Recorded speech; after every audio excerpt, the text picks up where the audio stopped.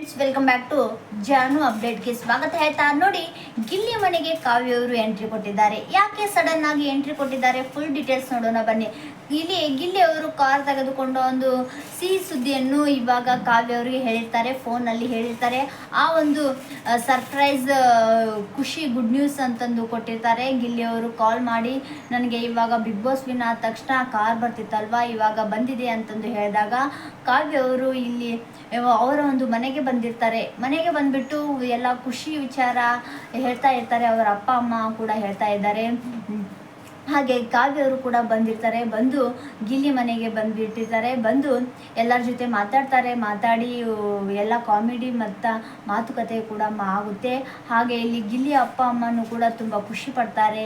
ಕಾವ್ಯ ಅವರು ಇದು 2ನೇ ಸಾರಿ ಬಿಗ್ ಬಾಸ್ ವಿನ್ನರ್ ಆದಂತಹ ಗಿಲ್ಲಿ ಅವರ ಮನೆಗೆ ಬಂದಿದ್ದು ತುಂಬ ಖುಷಿ ಆಗುತ್ತೆ.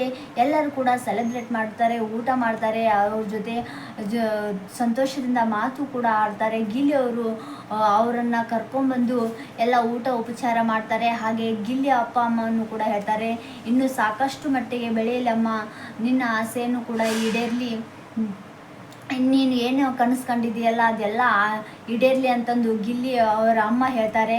ಆಮೇಲೆ ಇಲ್ಲಿ ಕಾವ್ಯವರು ಕೂಡ ತುಂಬ ಖುಷಿಯಾಗುತ್ತೆ.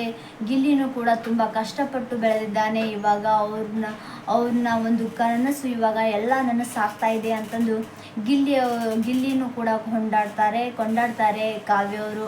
ಇಲ್ಲಿ ಕಾವ್ಯ ಮತ್ತು ಗಿಲ್ಲಿ ಅವರು ಒಂದು ಪೇರ್ ತುಂಬ ಕ್ಯೂಟ್ ಆಗಿದೆ.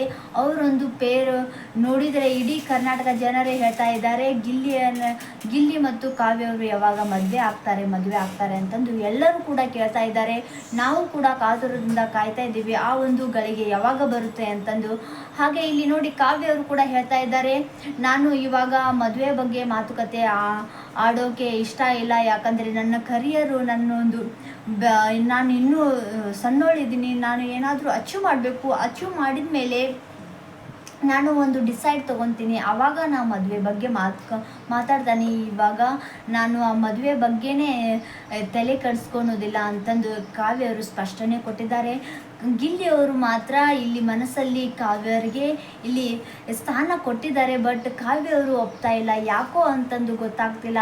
ಆದಷ್ಟು ಬೇಗನೆ ಗಿಲ್ಲಿ ಮತ್ತು ಕಾವ್ಯ ಅವರು ಒಂದಾಗಲಿ, ಅವರಿಬ್ಬರು ಒಂದು ನಡುವೆ ಅಂಡರ್ಸ್ಟ್ಯಾಂಡಿಂಗ್ ಇದೆ, ಕ್ಲೋಸ್ನೆಸ್ ಇದೆ, ಪ್ಯೂರ್ ಒಂದು ಫ್ರೆಂಡ್ಶಿಪ್ ಕೂಡ ಇದೆ. ಅದು ಯಾವುದೇ ಕಾರಣಕ್ಕೂ ಹಾಳಾಗಬಾರ್ದು. ಇಲ್ಲಿ ಪ್ರೀತಿಯನ್ನು ಒಂದು ವಿಷಯಕ್ಕೋಸ್ಕರ ಇಲ್ಲಿ ಅವರಿಬ್ಬರು ಬಾಂಡಿಂಗ್ ಎಷ್ಟು ಪ್ಯೂರ್ ಆಗಿದೆ ಅಂತಂದು ನಮಗೆ ತುಂಬ ಚೆನ್ನಾಗಿ ಗೊತ್ತು.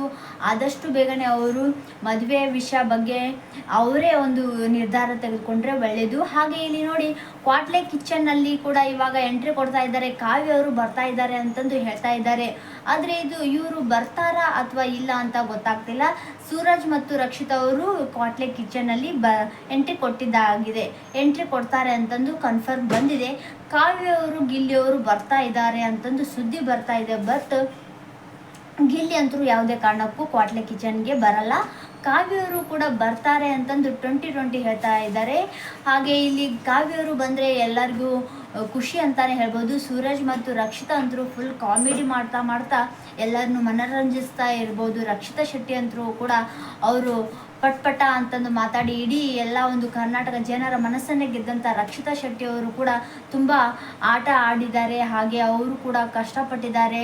ಯೂಟ್ಯೂಬ್ಲಿಂದನೇ ಅವರು ಮನೆ ತೆಗೆದುಕೊಂಡಿದ್ದಾರೆ, ಸ್ವಂತ ಮನೆ ತೆಗೆದುಕೊಂಡು ಮತ್ತೆ ಇವಾಗ ಕಾರ್ ಕೂಡ ಪರ್ಚೇಸ್ ಮಾಡಿದ್ದಾರೆ. ಇಷ್ಟೆಲ್ಲ ಕಷ್ಟಪಟ್ಟಿದ್ದಾರೆ. ರಕ್ಷಿತಾ ಶೆಟ್ಟಿನೂ ಕೂಡ ತುಂಬ ಕಷ್ಟಪಟ್ಟಿದ್ದಾರೆ. ಅವರ ಅಪ್ಪ ಅಮ್ಮನ ಸ್ವಂತ ಕಾಲಿನಲ್ಲಿ ತಾವೇ ದುಡಿದು ಅವರ ಅಪ್ಪ ಅಮ್ಮನ ಸಾಕ್ತಾ ಇದ್ದಾರೆ. ಅವರು ಕೂಡ ತುಂಬ ರಿಚ್ ಇದ್ದರೂ ಕೂಡ ಅವರು ನಮ್ಮ ಅಪ್ಪ ಅಮ್ಮನ ದುಡ್ಡು 1 ರೂಪಾಯಿನೂ ಬೇಡ, ನಾನೇ ದುಡಿದು ನಾನೇ ನನ್ನ ಕಾಲಿನಲ್ಲಿ ನಾನು ನಿಂತ್ಕೋಬೇಕು ಅಂತಂದು ಆ ಥರ ಡೇರಿಂಗ್ ಇದೆಯಲ್ಲ ರಕ್ಷಿತಾ ಶೆಟ್ಟಿಗೆ ಹ್ಯಾಟ್ಸಪ್ ಹೇಳ್ತಾ. ಹಾಗೆ ಈ ಕಾವ್ಯವರಿಗೂ ಮತ್ತು ಗಿಲ್ಲಿಯವರಿಗೂ ಆದಷ್ಟು ಬೇಗನೆ ಒಂದಾಗಲಿ, ಅವರಿಬ್ಬರ ಮನಸ್ಸಲ್ಲಿ ಪ್ರೀತಿ ಹುಟ್ಟಲಿ, ಆದಷ್ಟು ಬೇಗನೆ ಎಲ್ಲರಿಗೂ ಗುಡ್ ನ್ಯೂಸ್ ಕೊಡಲಿ ಅಂತ ಹೇಳ್ತಾ ಥ್ಯಾಂಕ್ ಯು ಸೋ ಮಚ್.